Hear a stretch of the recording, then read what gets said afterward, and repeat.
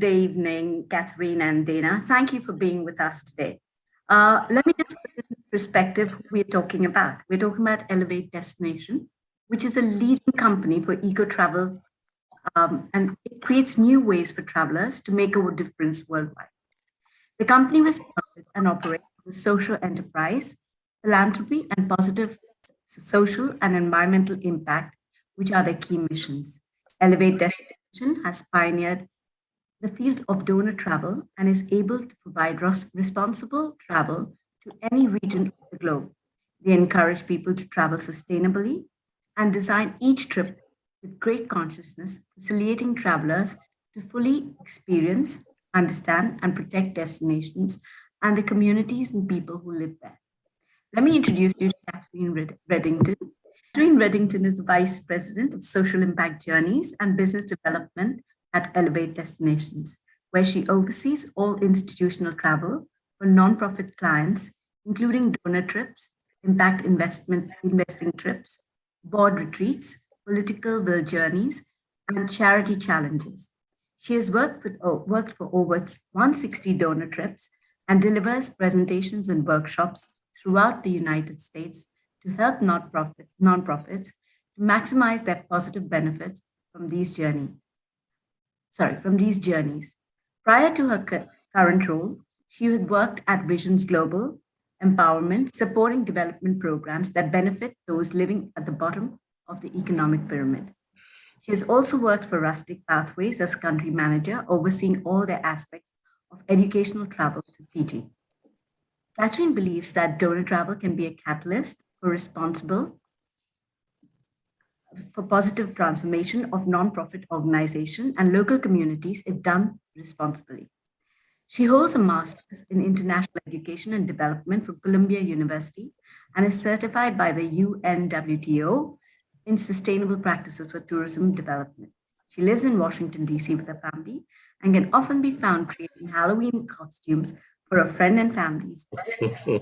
Now I need a costume, or you need to come and see our costumes during the wedding. Dana, I think by the time we end introducing Dana, she will be one of our daughters. Dana has a manager. My bad. Dana Droller is a manager of social impact journeys at Elevate Destination. She supports organizations to leverage and transform the power of travel, to engage communities and empower individuals to be a part of the organizational mission. Prior to joining the Elevate team, Dana has spent 4 years in Tanzania, working with a secondary school for girls as the communications and learnings coordinator, and later as a program advisor, where she developed and managed the school's communication, entrepreneurship, and educational travel programs. Dana, besides that, there's a secret about Dana. She loves yoga and she's an expert as well as a certified expert, and is really interested in Eastern medicines and Eastern cultures. So I open the floor to all three of you, Ajay, Katherine, and Dana, so that you can guide us through what exactly is donor travel and how we in Asia can build sustainable frameworks for this travel.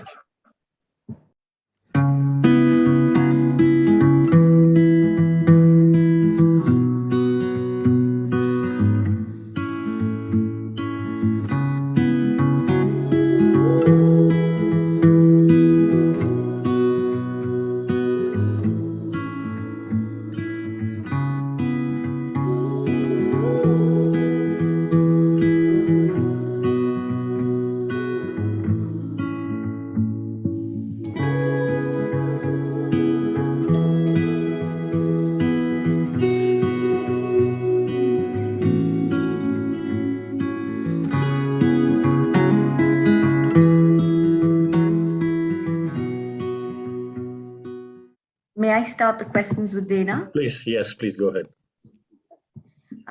Dana, can you share Elevate Destination's vision and mission on making travel more sustainable? Yeah, so first of all, thanks for having us here. Katherine and I are so excited to be joining all of you today and sharing about our work in donor travel. And so at Elevate Destinations, we really believe that the act of travel is sacred and that it has the power to transform lives and landscapes. It has the power to uplift, protect, and empower communities, but it also has the potential to destroy and harm communities and the environment. So our team at Elevate Destinations, we work hard to make sure that we're always on the right side of that equation. And that means that we carefully evaluate the impact of every decision and every element of each trip we run throughout the planning process. And we're constantly questioning the status quo and seeking feedback to reassess our impact and realign if we need to make sure that we're always on the positive side of that equation. Really interesting. I never thought of travel as a double-edged sword. Yeah, you're right. It can make and it can break. So tell us about what makes your very unique division. What is it about donor travel and that unique division that you and Katherine work with? Yeah, so the work that Katherine and I do in donor travel, it's not at all your typical tourist trips and travels. Our department, we specialize in highly curated journeys that are for nonprofits, foundations, and branches of companies involved in social impact. And we run about 30 to 40 trips a year for mission-driven organizations so that for them to be able to connect their donors, their board members, or investors who are investing in their work and mission in domestic and international settings that provides these travelers with educational and transformational experiences that inspire and engage them and more deeply connect them to the work that's actually being done on the ground. So they're really learning journeys, not just tourist trips to visit the sites. And of course, there are elements of that, but. That's really interesting. Now, I know this from experience to Nathan, Katherine, and several of the other people that we represent who are in social impact travel, that they do not understand the word donor travel. Can you tell us what is donor travel? Of course, yeah. So it's a very niche space. And they, as I mentioned before, they're very specialized trips, and they're often going to off the beaten track destinations. And these trips focus on a certain theme. So all of our programs are specific based on our clients, their program, what they want to do, who their target audience is, and they focus on an array of social issues, including gender issues, human rights, water and sanitation, conservation, climate change, healthcare, education, really any form of social justice movements that our clients work in.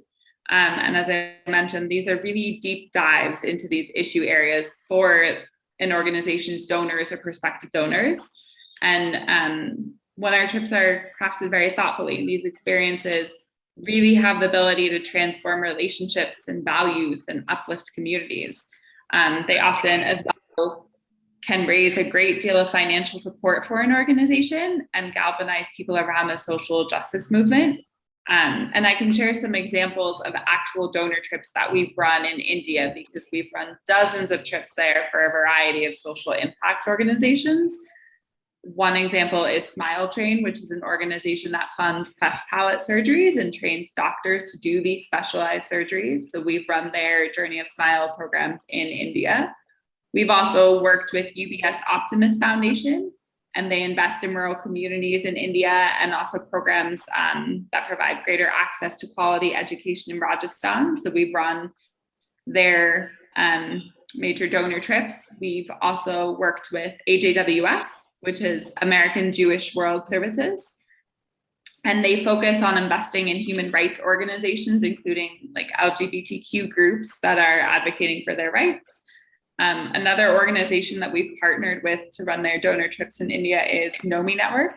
And so we've run their donor trips in the northeast of India to visit their work that focuses on women and girls who have survived human trafficking and are rebuilding their lives. And then we actually also ran a virtual trip to them with India during the pandemic. And we do have actually another upcoming trip in India focusing on women and girls issues, including access to education, challenges around menstruation, domestic violence, and those types of issues. And all of these programs are groups that have visited these organizations' work, and also intertwined in the programs is some sightseeing to really ground them in the context. Wonderful. Much. I hope it's made it clear for all the NGOs and the travel operators in the room today. I'm going to pass this over to Ajay. Ajay, will you do the interview with Katherine? Yes, surely. My pleasure. Uh, I'm really in awe of what they do because I've conducted their trips a couple of times in India. And all these things that you hear about social impact, about imparting education, they get translated into reality when you actually are in such a trip. We hear stories about what is social impact, but then you actually see them happening, the change happening. These trips are huge catalysts, in changing the scenario dramatically, be it education, be it healthcare, and also there are huge catalysts to bring in money, which is required to do all these things. So thank you for what you're doing. So Catherine, you are dealing with trips that directly connect with marginalized communities and difficult subject matter. How do you create an ethnic framework so you can support not just the travelers, the NGOs, and the local populations? Well, thank you, Ajay. And we actually very much value your relationship as well, because we can't do these trips without trust of our local partners as well. So, well, as Ajay said, we're really working with communities around the world that have a history of marginalization, vulnerability, or exploitation.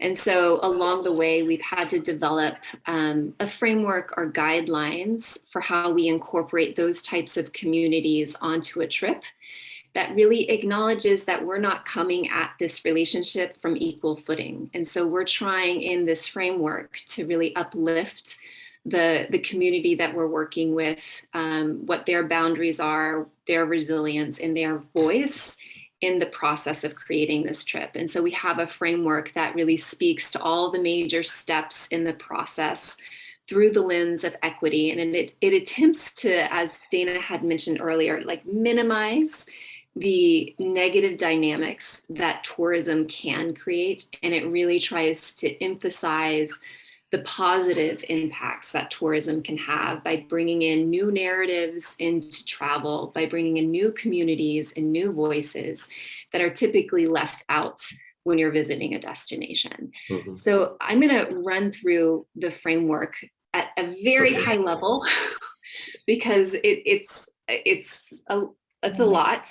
I'm going to try to ground some of the steps in reality.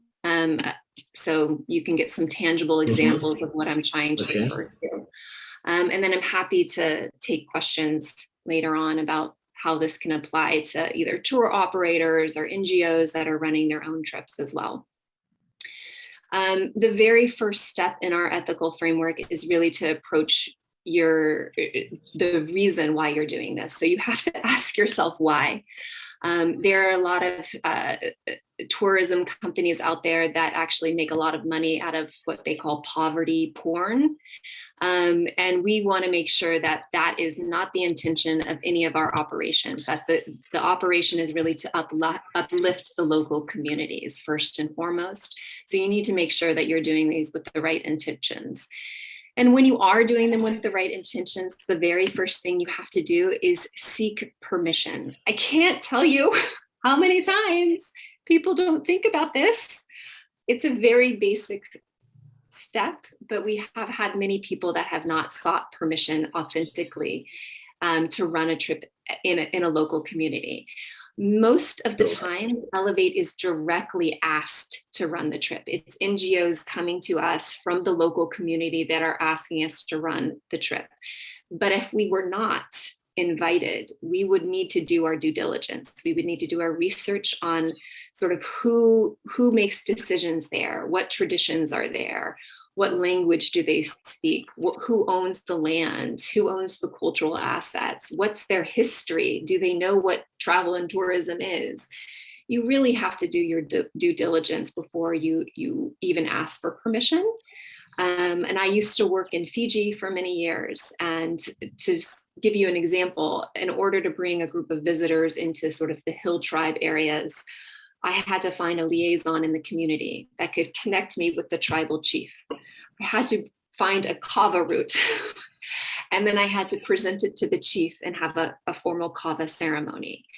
And that is the only way that I could get sort of authentic assets, like a connection to the community in the village, by going through the tribal chief.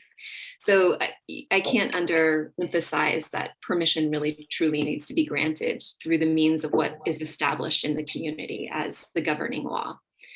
And once you have permission, you need to sort of figure out how you'll meet. In a lot of these communities, there's not infrastructure for Zoom.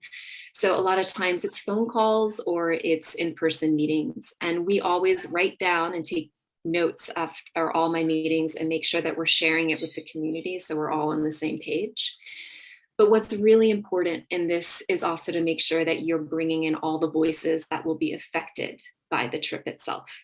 So people that may cook for it, vendors you might visit, parking attendants, these types of elements, they do need to be brought into communities, into the conversation at some point in the meeting. And I would say that we run a lot of trips also in Kenya. And we work with a lot of NGOs that are based in Kibera, and Kibera is the largest slum in Nairobi. And in order to run those trips effectively for those NGOs, we need the NGOs to bring in community members there that can make sure that we have safe passage through the slum itself in order to get to the NGO. We need to make sure that our vehicles are in places that are safe and protected. So we need community permission, and we need to make sure all of those elements are incorporated into the planning process. We also do something called sort of an intangible cost benefit analysis. This is not money. We're not talking about money.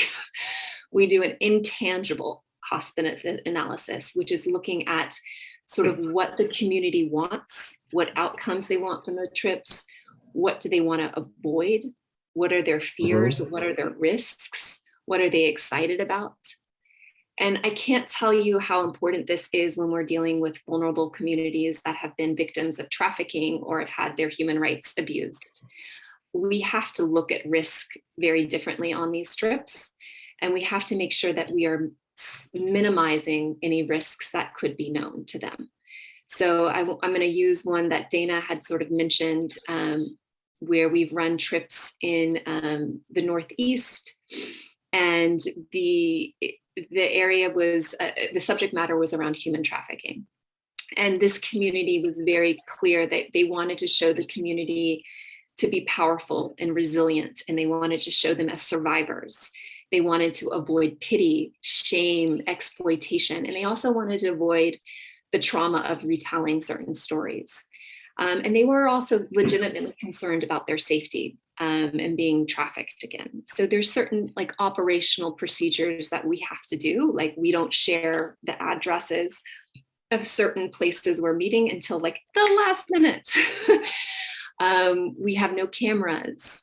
Oftentimes the guide actually has to stay outside of the of where they're meeting. So they don't want outsiders that they don't know or trust in there. So we keep some logistical boundaries between our operations team and the content in the story that's being shared. And that doesn't have to be true in every trip. I'm just using sort of an example of a very sensitive topic. And that means we also have to work with people we trust. I think Ajay is someone that we trust and has actually been brought to our community from one of our clients who has worked in human rights. So that having those layers of trust with everyone that you work with is essential to running these trips. We obviously do a financial expense for the trips. I think what's a little unusual with us is we always pay our NGOs and our community members in advance of the trip itself. A lot of people pay them retroactively. We always pay them in advance to build up trust and safety, to make sure all of their expenses are taken care of. If there is a community member that's working on the trip a lot, we encourage making sure we have either a wage for them or honorarium to compensate their time. So we certainly value anyone's expertise from the community, and if I'm being paid, they should be paid. In terms of roles and responsibilities, we do a stakeholder mapping at the trip, because on these types of donor trips, there is so many cooks in the kitchen that it gets a little crazy at times if we haven't figured out who's doing what and why. And that's really important to do at the beginning. And as I sort of highlighted earlier, really differentiating the roles of logistics and what the guide's role is on these trips is essential to making sure they're effective. So as I said, a lot of our guides have to take a step back in some of these communities, which they're very unused to doing. They're used to sort of leading these trips, but they have to really take a step back. In terms of the voice of the community, this sort of plays into the role of the guide. So we are really sensitive to the fact that we want local community members to speak and represent themselves. That's why we really try to pull guides back when they're on these trips. It should be from their voice and their perspective, and it should really only be aspects of their community and culture that they want to share in the way they want to share it. So all of us have biases, conscious and unconscious biases, including guides. And we want to make sure that in these types of trips, none of that sort of leaks in. So that's why we really encourage local communities to speak for themselves and to make sure guides are sort of in the backdrop. And that also goes for linguistic interpretation. Usually we encourage people from the local community to do the interpretation as opposed to the guides doing it, because it is a trusted person that can sort of communicate and knows the background and history. There are times where that is not possible in certain communities. And in those situations, we often have used professional interpreters to come in because they have been trained not to embellish, not to put in their own biases into words and use the exact translation. But we have had interpreters. I remember one example in Brazil of a professional interpreter telling the story of this transgender woman. And she was so moved by the story, she had to stop interpreting to compose herself. So it just we have to say that these are really powerful stories and histories, and even the most professionally trained among us sometimes are just overcome by the human emotion of it all. So we were all watching this interpreter just decompose in front of us, handing her tissues, and she was like, I just need a 5-minute break. I'm going to come back. I'm going to stay composed. But these stories are very, very powerful. In terms of experience design, we really work hand in hand with the local communities, the NGOs rather, to make sure that these are really meaningful exchanges. We try to avoid presentations and things of that such. And we want things like cooking classes and poetry and drumming circles and dancing and painting. And I would say that has been the easiest pathway forward to human people-to-people connection to talk about really meaningful things. So in Nepal, when we're running a trip around women and disabilities, the very first thing they do is not talk about disabilities. It's really to talk about traditional dishes. And they sit down and cook a traditional meal together. And then at the table, they talk about why they're there. In Brazil, it was a woman sitting and reading poetry to people. And then the ending session was them all taking a drumming class together. So it was a very powerful ending. So we really encourage these really meaningful, authentic exchanges that are not necessarily so technical. We also practice the step of sort of monitoring the relationship through the entire course of the trip planning process.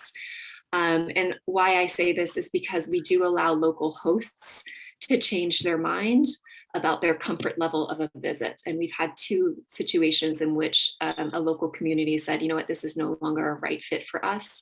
We feel too vulnerable. The more we know about how this is going to play out, like the less comfortable we're feeling.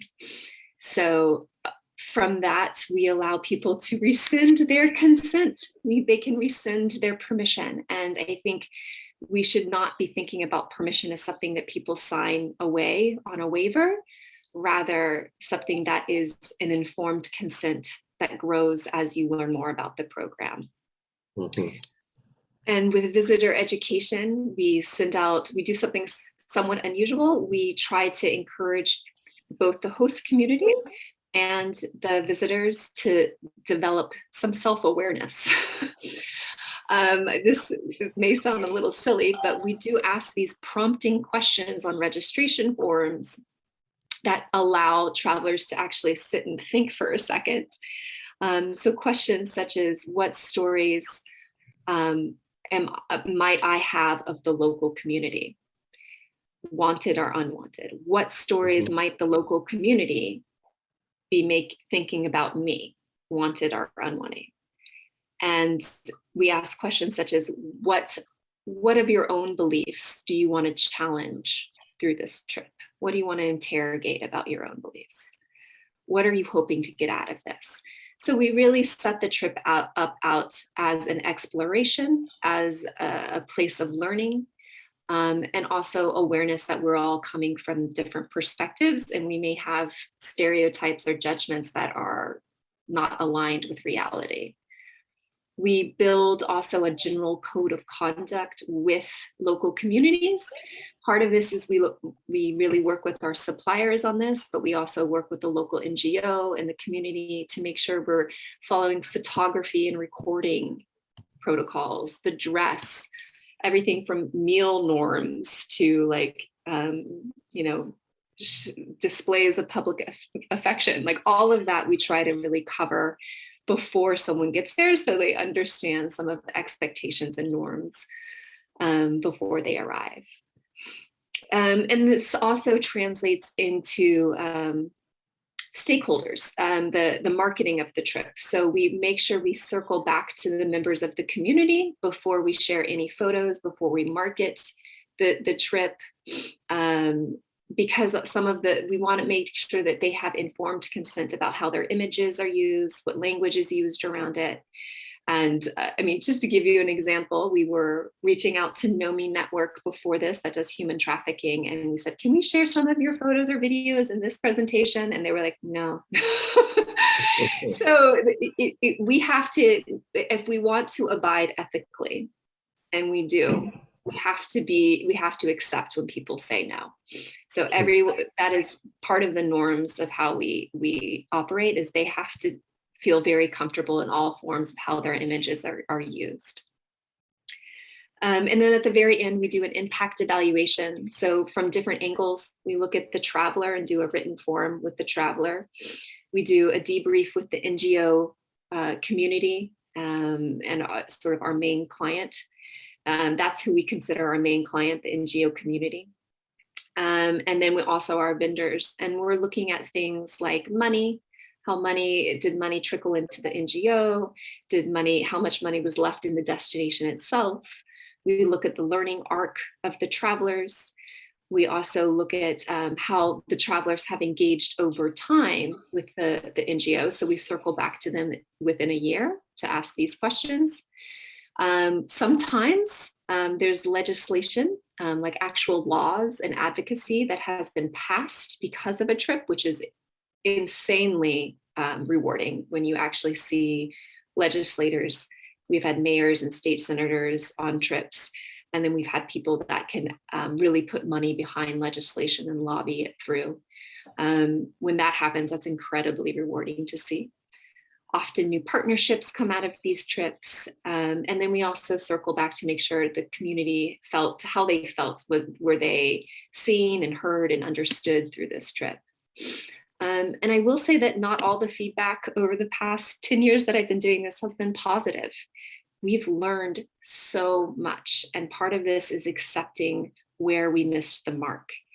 And because we're not afraid to look at where we missed the mark, as a company, I think we are now the leaders in this space, because we look at our mistakes and have learned how to improve upon them. And that's really the broad framework that we use when we approach donor trips or CSR trips. And it's something people can apply if they work in the travel industry and they're trying to change the voices that they have within their travel portfolio. If there's communities they care about that they want to uplift, they can also use that type of framework to bring them into the travel process as well. Mm-hmm. Interesting and very comprehensive. I totally agree to what you say about planning and the sensitiveness of these trips, because I remember sitting with you 6 months prior and going into all the nitty-gritties about each and every minutest thing. And I've sat outside, the venues from 9 to 5 many days, because I just didn't want to intrude into the privacy of those people, because you have to respect that. That's right. So what you're saying is absolutely true. So is CSR travel and NGO travel different than the donor travel, or is it always the same thing? No, CSR travel is it's definitely different just due to the makeup of the trip itself. So the organization itself, as a corporation, takes a different form. It's either sort of CSR travel is either for the employees or their industry partners or their customer base. So when a corporation engages in this type of travel, Mm-hmm. they're looking at sort of tangential issues that are important to their organization or their company. We've run trips for employees for Expedia. So Expedia is that large booking agency that you can book your trips or your hotels through. And for example, they send their top employees to the destination where they had the most bookings that year. So that year we had gone to Nepal with their top employees and looked at where the company was donating, and it allowed the employees to have a deeper, richer knowledge of that destination too. Okay. We've done fair trade trips where they're looking at companies' partners, so they're looking at manufacturing, where things are made, garments are made, or tea plantations or coffee plantations, because they can see the positive impacts of their work in that destination. So those are often for industry partners, so people that are big wholesale purchasers. And then we also have done trips for customers. So there's an organization called Mercado Global that does beautiful tapestries and textile work in Guatemala, and they have a beautiful trip out to see how this work is done and see how that has improved the livelihoods of so many women that are working in this industry. So they take different forms. Lovely forms. Okay. Absolutely wonderful forms. I'm going to ask the people to come in and ask questions on the chat window if they do. And may I bring Dana into the conversation? Dana? Yeah, Dana's certainly. there. Yeah, go ahead, Sonia. Dana, what is, Dana and Katherine, both of you, what is the impact you've seen of donor travel on participants and on the NGOs that you worked with? Yeah, great question. So what's really unique about donor trips is that they really allow us to see donors as so much more than a checkbook and as forms of funding. They're really seen as active participants supporting solutions to social issues. As Katherine was saying, donor trips really connect to the human emotion in a unique way that's completely different from any other kind of fundraising event. And because of that, because of the authentic connections that are made and relationships that are built on these kind of trips, they have a really deeply personal impact on travelers. They allow travelers to connect more with their values, to grow their humanity and deepen their relationships with the community and a social issue that they're passionate about. You can't replicate the experience of seeing the work firsthand. And because of that, donors have a greater understanding of the context and the work of the programming and develop that personal connection to it. And because of that, it elevates their passion. And then often in turn, they become stronger ambassadors for the organization and the movement, which has a really lasting impact. There's truly, you just can't replicate this kind of experience. No gala or presentation can replace seeing and connecting with people in person. And in terms of the impact it has on NGO. Nonprofits and NGOs have a lot of touch points to cultivate a donor before they can actually ask for a transformational gift. And when you bring someone in to see your work in person, you expedite the connection and the relationship building that happens so that you can be in the right position to ask for a major gift and to be able to ask to sustain it. The donor trips, they build the foundation for donors to trust and connect with an organization more than any other kind of engagement event, because they're sharing a really sensitive in-person experience together in a context away from their day-to-day lives. Now, with this whole COVID and the post-COVID travel being totally disrupted, how then are you both, this question goes out to both of you all, how are you all engaging in trips like this? What has the impact of COVID been on your overall operations and the business? And how are you now conducting social impact travel, donor trips, and how do you touch these lives that you've always been touching? One COVID impact segment, and between lockdowns, how have you found a way to touch communities and conduct donor trips? Let me take that. So with COVID, and as we all know, international travel has really been paused and stopped, and it made travel impossible for most people.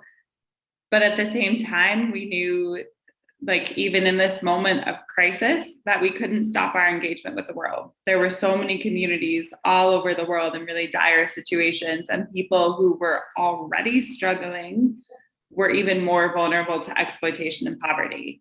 And people needed funding, they needed resources and support. And so we needed a way to find a way to do this, even through these difficult times. And even though things were hard at home and in the United States, where our company is based, there's people in other parts of the world that were experiencing hardships at a level that was exponentially more difficult. And people who, especially by tourism pausing, it took a big toll economically and on their communities abroad. And so we started working with our tour operators and our NGO partners who also wanted to find innovative ways to engage their communities when we were all kind of shifting to everything being online. And so we developed virtual donor trips. We designed itineraries that provide context and a story that organizations wanted to tell, that would showcase their communities, their people, their work. And then we would design virtual content and customize curated packages for those programs. So we worked with Ajay and Sonia on one in India. And these have beautiful images of India in different parts of the country. They had images and videos of cultural traditions, and the curated packages, we shipped people things like scented candles and tea from the region where organizations work, so that people can explore the destinations through their senses. And so it would be an experience that really transcended the screen and touched on, they could taste and smell the destination, they could hear it, they could see it, even without physically traveling to the destination. Wonderful. I'm going to make a small note, housekeeping note. We're not in a hurry. We've got some extra time. Great. Ready, but we've got extra time from the organizers, because everybody here still has a lot of questions for you. So yeah, we do. So let's, why don't we throw the forum open we're very, questions? very lucky that we have people in from Indonesia, Singapore, India, everywhere. So please bear with us. And some of the most remote parts of India, like Kalimpong, Nitin's logging in from a place where he hardly sometimes gets frequency, which is in Chamba, Himachal Pradesh. So they have a lot of Q&As to ask you. So please bear with us. Please share some more space with us. So going back to this question, I think it's for Katherine and for Dana. It's now in the new normal, what we call the new normal. How do you see yourself support more NGOs, local communities, handhold donors, enter new markets, create impact despite all the challenges that we are now experiencing in the new normal? Well, I would say that the challenges in our world right now are huge, and many of them are also heartbreaking challenges. So, our goal is really to do as many ethical donor trips as possible and introduce people to also how to do this themselves, tour companies to do this as well, but to do it ethically. And these types of trips can really change someone. They can transform their belief systems. They can change the way they see the world. They can change the way they act in the world. So we're really asking people no longer to be spectators and instead to be participants in solutions. So people are really, really moved on these trips. I've been on trips where I've had to compose myself. I've been on trips where I've seen $1 million donations made, commitments to organizations. I've seen my team, my suppliers, all of a sudden guides and, as I said, interpreters break down. I've had DMCs, DMOs change how they market a destination or a product because they're so moved by a community, their cultural heritage and asset, that they're going now into more indigenous communities in order to sort of uplift the beauty that's there. So we want more people doing this thoughtfully and ethically, and that we want people to come in solidarity to see people and to understand them.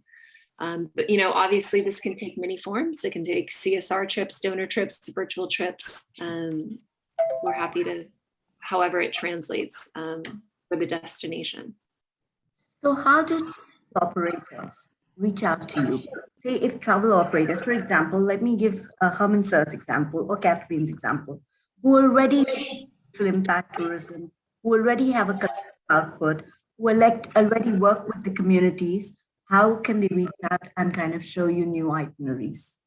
They all want to know how they can reach out and show, because most of that is social impact, and most of them support, like Herman Sir goes to the rare community called Kampung Naga, where nobody sees. And he's fight against over-tourism. He's into protecting local populations. Catherine's into educating them. Nitin is into protecting the rarest of the rare, which is the Gadi tribes and the tribes cultures and the cultures and the creativity there. So each one of them in their own right is already into social impact. And today what we've shared is given them an idea and a process on how to develop it further. But how can they reach out with such products, and how can they curate products? Because for them, this is the only way that they will also be able to sustain the communities. Well, it's very easy. Email us. You can just email us what you want to talk about, and we can support you in whatever way is appropriate, depending on sort of where we travel to. We do often major overhauls in our own product and look at what we're offering to the population. So we have a private side of our company that does trips for, people that are going on vacation, but they come, the whole ethos behind that is with sustainability, respect, and deeper dives into communities. So if we can be a partner in that way, we would love to explore that. If you have advice, we would love to hear that. I hear you also talking about, indigenous and tribal communities.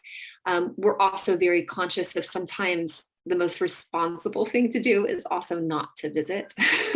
So if you do know of populations that you are trying to protect and you don't want people to visit, we want to hear that. But if it is being done in an ethically, thoughtfully curated manner that makes sense to the community, we would love to learn how we can incorporate it into our own product as well.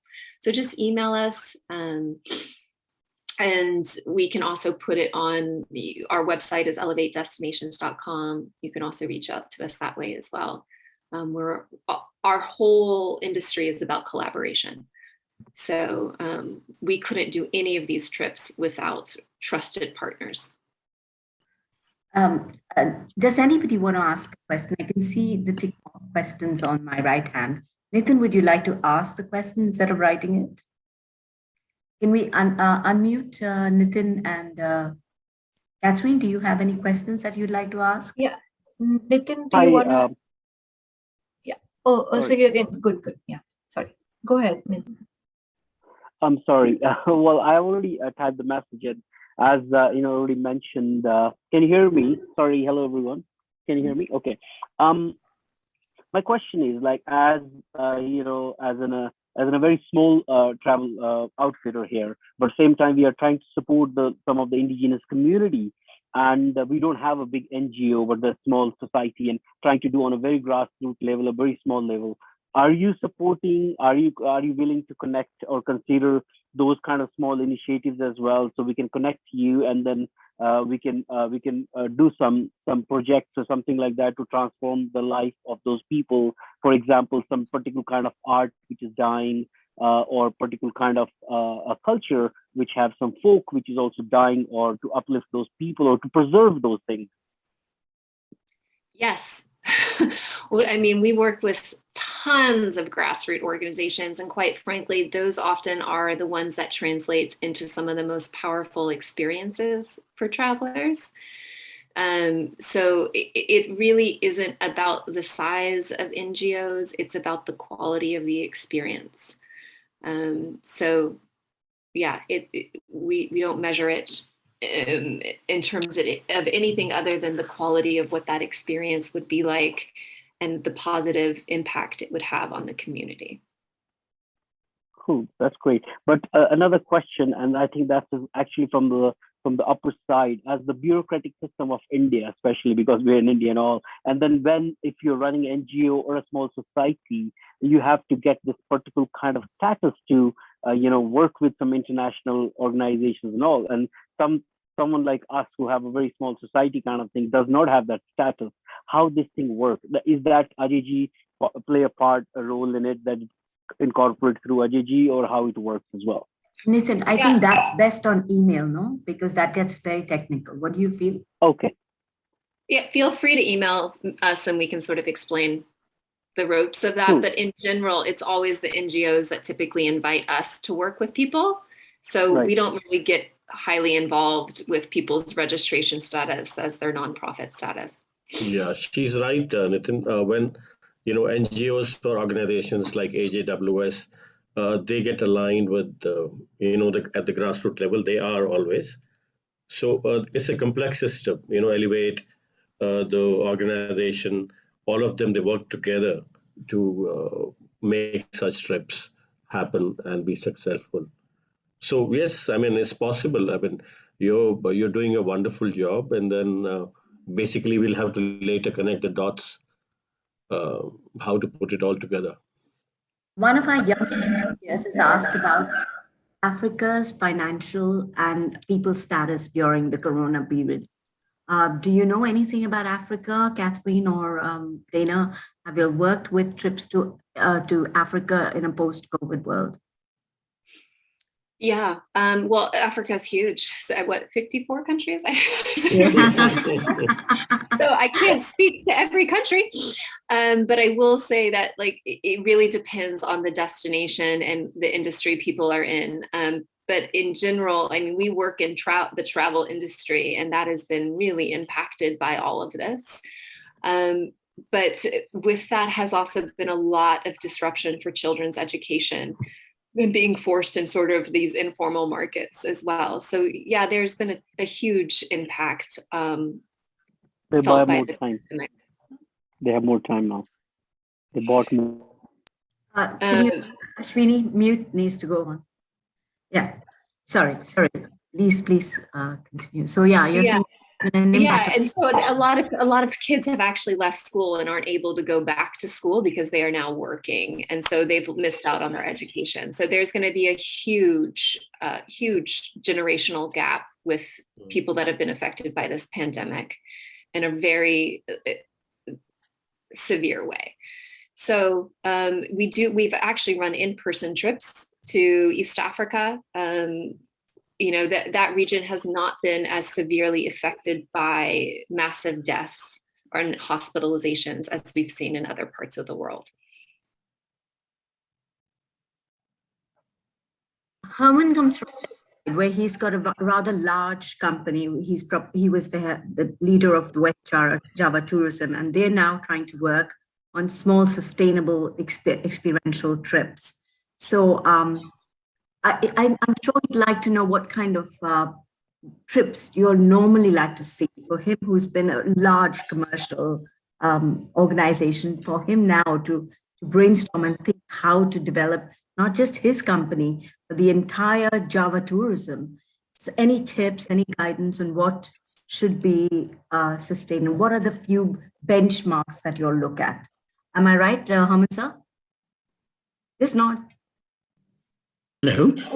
Yeah, Herman. Yes, sir. Right. Yeah. So, Can I yes, please, sir. It's for you to speak. thank you? Go ahead. Let me introduce myself first. I'm Herman. I'm here based in West Java, actually in Indonesia, in Bali, because what I like to invite you actually, because most of people at the moment is only knowing about the Bali Islands, which is actually Indonesia is a huge country, from stretching from the west to the east. So actually, I'm very interesting what Katherine saying this evening. That you're talking about working in community, the villages, heritage, culture, and heritage. Actually, in my area in West Java, we have quite more than 10, which is culture, heritage community like that. You starting from the west, from the very east part of the west, there is a very much community which is very protected. Maybe you ever heard about the Krakatau volcano long time ago when it was erupted in 1885, which is it is very close to that one. There is one community, we call it Baduy. This has been existing since an ages, and they still keeping very, very much in their own way. Even there is two sides of this Baduy. One, we call it inside Baduy because until today, they really protect. Nobody can go in unless you have a permitted from their authority. And the other Baduy is still very interesting, but then where you can visit them. This is very interesting. What, I just like to tell you like that. If we have something very good like this, it's very unique, I couldn't find in any part of the world anymore. So of course I like to protect, but in other side, people need something, which is need something from the people to visit. You see, this is always the problem for us. But when you invite the people in, of course the influence will be there. Yeah. So, yeah. So this is what I very interesting. I don't know if you have been visiting Indonesia one day, or Katherine, have you been here? I've not been to Indonesia, no. Indonesia, not that. We have run trips there, but I have not been there. Our company has run trips there. Okay.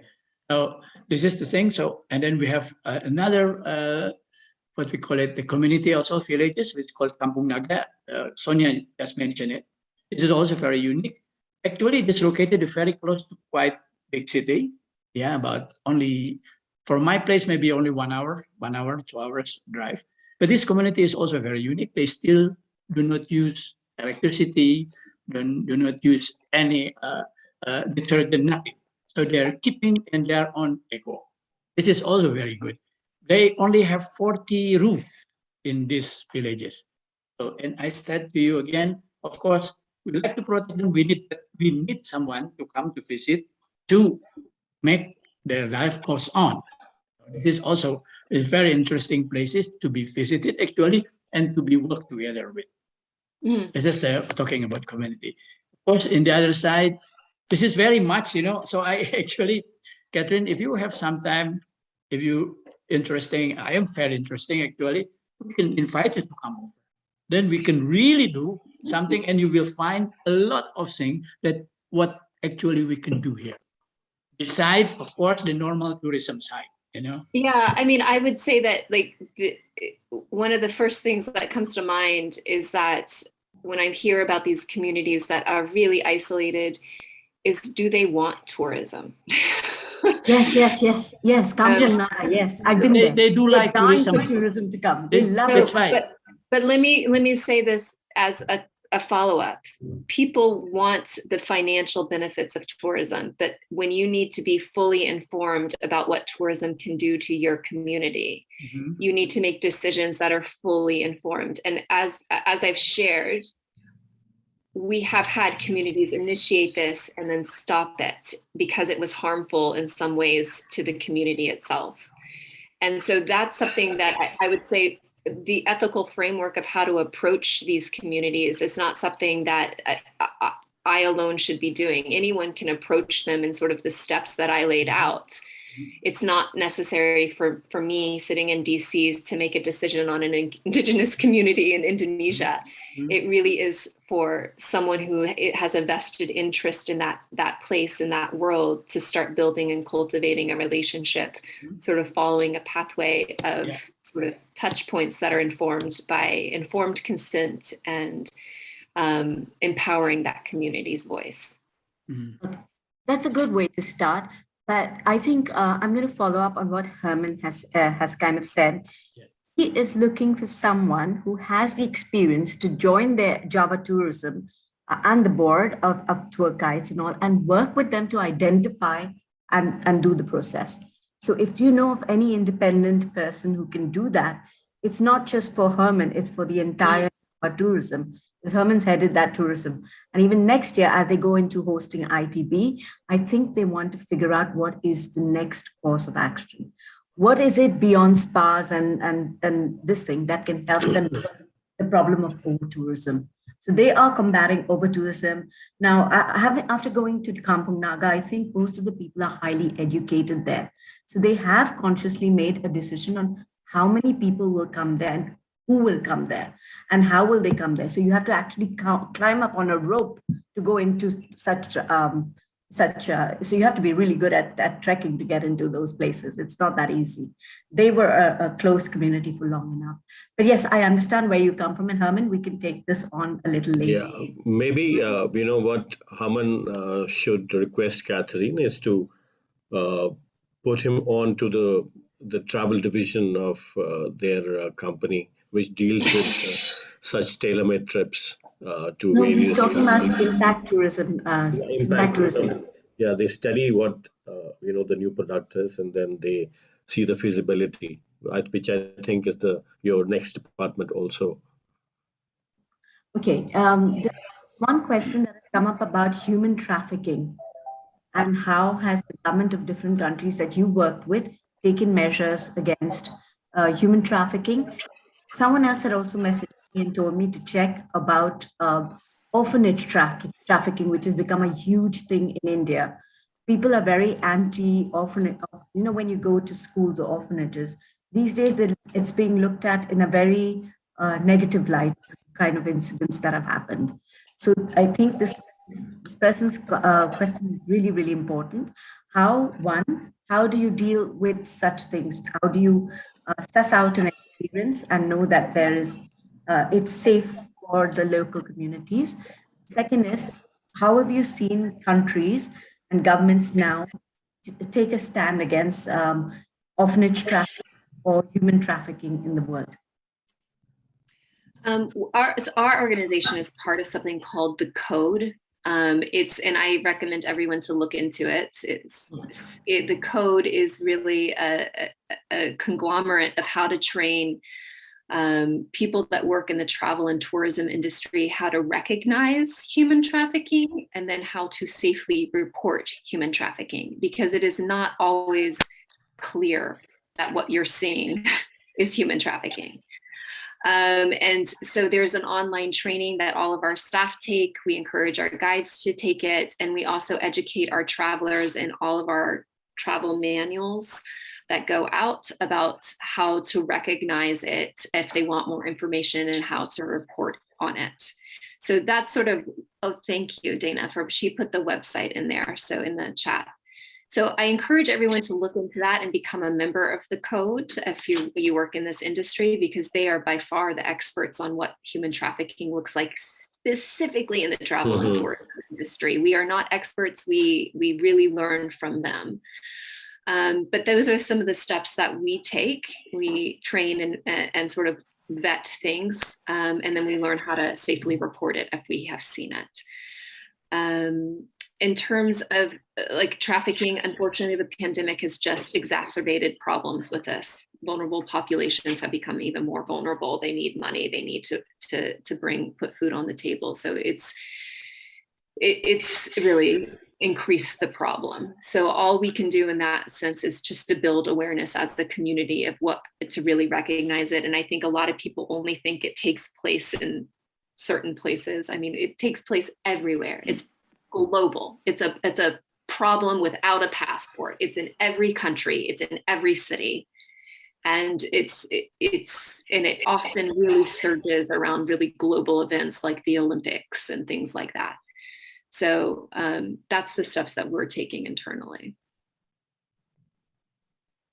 Oh, orphanage tourism. We don't participate in it. I think that's the most important thing, is that we don't participate in that type of tourism with minors. If minors are on any type of trip, there has to be an informed consent from their parents.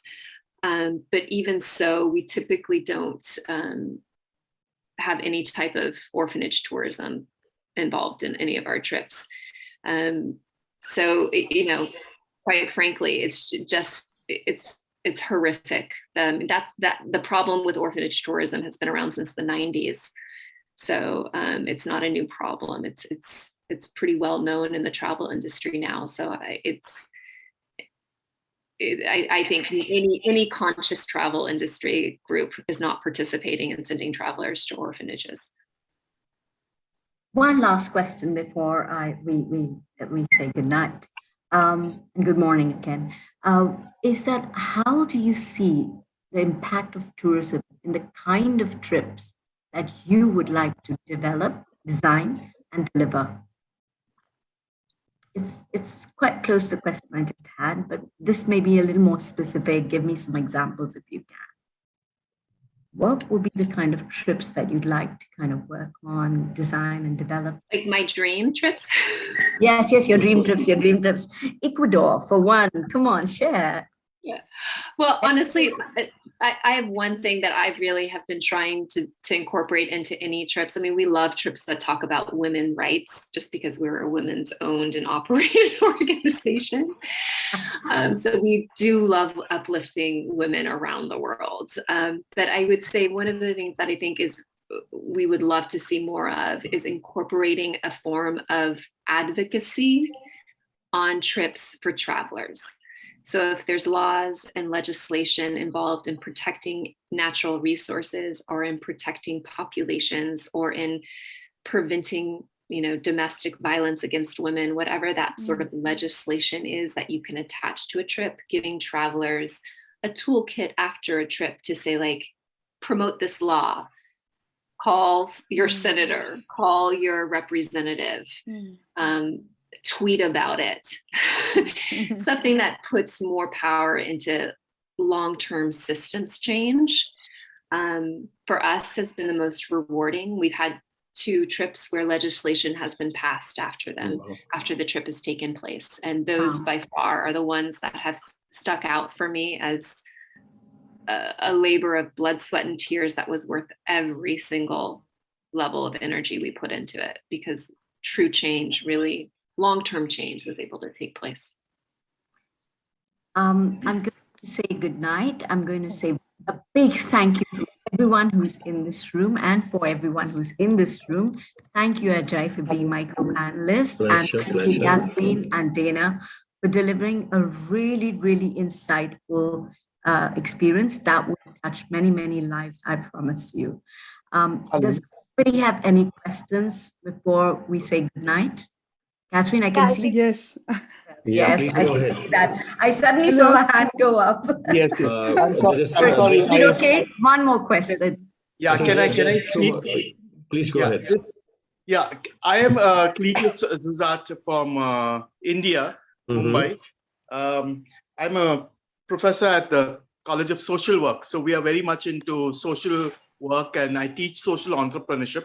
And I found my students very much interested in a lot of projects along these lines of, getting the villagers involved in, responsible tourism. That's what I would like to call it.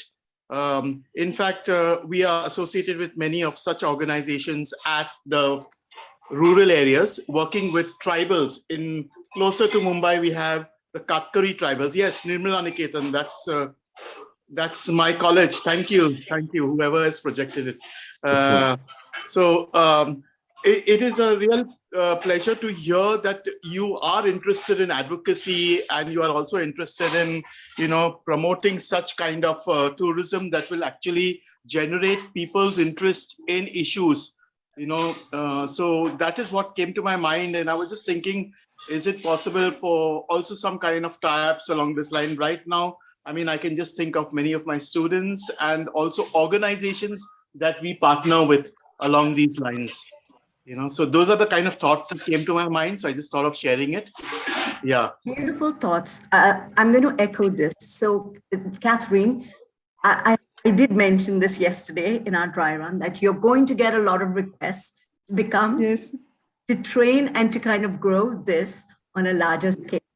And let me just convey to you that Katherine said she would be open to it if it was in a nice, proper manner. So, and I have asked RISE to give us some more platforms, which Ashwini and Caroline have agreed, but they're going to have to be better curated. So I'm going to definitely take this forward. And yes, right, our students need this guidance. Donor travel is unheard of. Social impact travel is just heard of. It's not even designed. And this is exactly what Herman was trying to say. As he was trying to ignite the interest in his country, he was also trying to say, we don't know how to do it. Can you guide us how to do it? Exactly. From Katherine, who for 30 years has powered a country.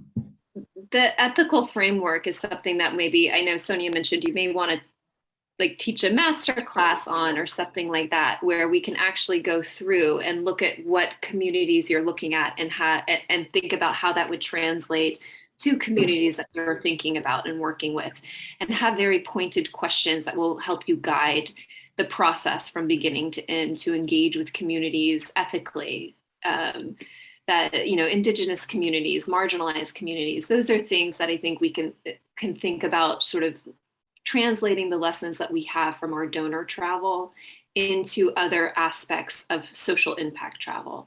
So I'm very open to brainstorming ideas with people about how what form that would take place in for the school or tour operators. Yeah, we'll definitely make that happen, Sonia. I think we should. A year we waited. Yeah. May So I say something? Yeah. And yes, please, Catherine wants to speak. Please, Catherine, come in. Hello, everyone. First of all, thank you so much for this opportunity. And I'm enlightened to hear Dana and Katherine. And I learned a lot also. I'm from a very small village from Kalimpong. When we started, it was so small. There was no electricity also. People were so, they didn't know anything about tourism when we went there. And but we somehow, we could talk to the people. We could explain them, and we came up with this homestay, a Samthar farmhouse there, and we build it up with the help of people and with the local material, with the local carpenters, and that's why our furnitures are a little crude, but they look nice. And we trained the local people for running the place, for housekeeping and for cooking, and then eventually our general had this vision to start a school, and people also wanted a school there because one school it's there, but it's not good at all. And so we started a small primary school, and it's a school with a difference.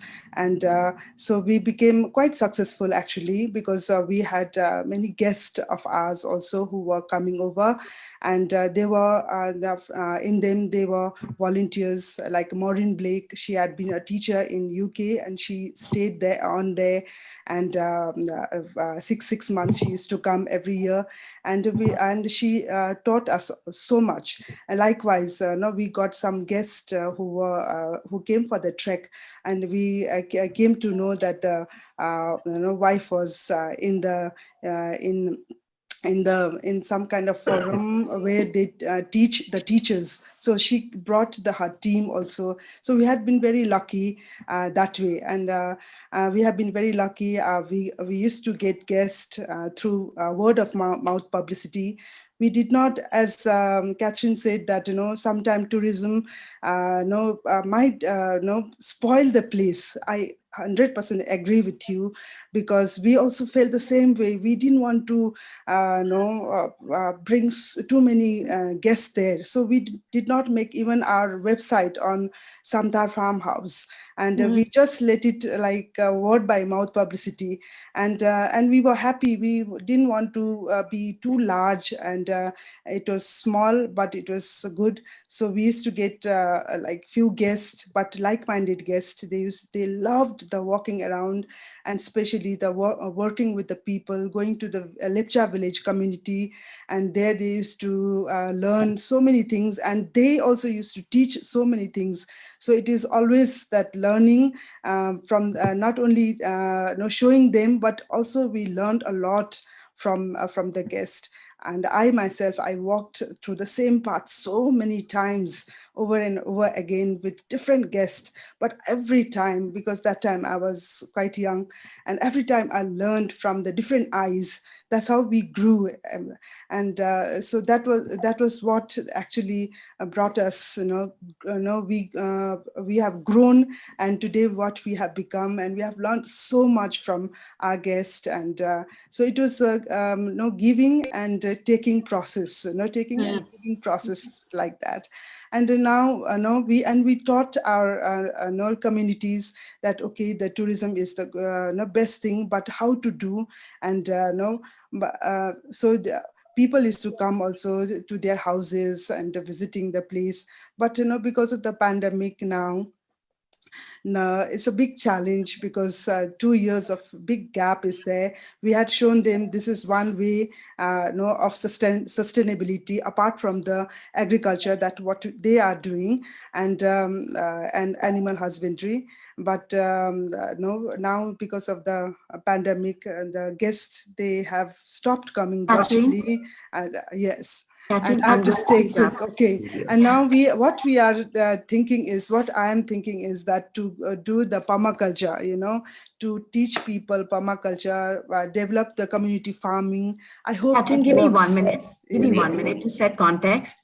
Yeah. I think Katherine and Dana, what she's asking is, now given the challenges, so 1 minute, Katherine, they know what the Lepcha culture is and all, because they were the ones whose virtual helped us shoot your villages. Right. Oh. Dana, I told you all about being able to shoot a village in North Bengal. Yeah. In Kalimpong. This was the village that we were able to film. So that was it. But what I think she's asking right now is, what is the direction so that they keep their ethics and at the same time create alternative revenues? Katherine Pradhan Lobo's worry has been, how can she keep that high level of ethics and yet feed the locals? Could it be by permaculture? Could it be by another form of tourism? What could it be that could, because in pandemic, it not just ravaged the schools or the education systems that they've set up for 30 years or the homestays, but also it challenged the very grassroots and values they stand on, because hunger has no language. Hunger has little ethics. And hunger, over more than 2 years, is going to ravage an entire community. So Katherine is thinking from that point and wants to kind of brainstorm with you all on how she can create agriculture, agritourism, regional. What could it be? Do you all feel I could write to you and discuss this with you? do you feel you would like to answer this? We'd be happy to have like a brainstorming session with you, Catherine, to discuss what possibilities are. But before, the one thing that I will say is that you just want to make sure that you have the right partners. If you have to sort of sell and market your product, you need to have the customer base that can actually, the wonderful thing about luxury travel is they pay a lot of money for an experience like this. And so you may want to make sure that you're leveraging the right type of traveler. So you have fewer people doing this, but a higher volume of revenue. So you're keeping your place sacred and special. And this might be for Hermit as well. Like you actually go after the high luxury market. It is an exclusive experience. You are allowing a lower volume of travelers to touch that area at a higher cost. So the revenue actually can sustain people at a living wage. So you do need to analyze who your partners are to make sure that you are getting the right type of traveler, especially for places that you want to keep the volume down. But you need to make it worth the time and energy that goes into it. Yeah, like many, So I'm going to many countries are doing this, like Bhutan, for example. They follow the system. Yeah. So I think Ajayji is exactly right. It is about low volume, low impact, high volume, and high quality of tourism, which unfortunately or fortunately, actually unfortunately, neither does Chamba try to hike up their prices and packages, and neither does Samtar, which needs to be understood. It's not about how your decorative furniture is, but the rare experiences that you all are giving. So maybe you need to understand your packaging, and like Katherine rightly said, the kind of partners you have to market you, who should position you as the best experience versus how your tables or beds look. So I think it is one very critical point that Katherine brought out was you're going to have to decide how to market yourself and to whom to position yourself. And Ajayji brought out an excellent point also about how Bhutan has been. It's very close to where you are. You can actually go to their backyard. I would like to know that. Yes, Yeah, and we'll introduce you to some people. Yeah. And Katherine, I think you should just tell people about what excellent work you're doing on the social front. And people, you know, there are millions of people who are interested in such kind of work. They will automatically come to you. You don't advertise about your tourism aspect, but you just tell them about the work which is happening, and you'll see that people will come. Thank you. That's that's a new hope. Latest, we're going to get you involved in this also. And be after Sonia. She's a marketing expert. Yes, Oh, that's so interesting. thankful. Thank you. I'm very, very thankful to Sonia. Thank you. Thank you so much. It's beyond the call of duty, beyond everything you'll have stood and actually handheld a lot of people who are really, really confused at this time. The very communities that you support today are here, and I know you've touched them. And like we would like to put together a much more structured masterclass, but we'll brainstorm on that. Thank you again. Thank you. Way beyond the time, and thank you for this time.